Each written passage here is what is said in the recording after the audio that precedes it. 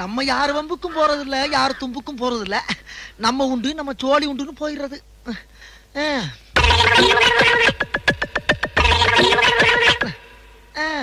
என்ன பொழப்பு. மனுஷன் இன்னைக்கு இருப்பான், நாளைக்கு இருப்பான். நாளை கழிச்சு ஊருக்கு போடாம இருக்கேன். அங்க என் தங்கச்சிக்கு சடங்கு.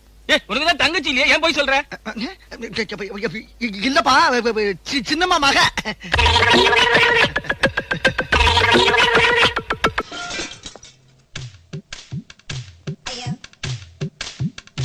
பேச்சாடா பேசுன, கொஞ்சம் நெஞ்ச பேச்சா பேசுன.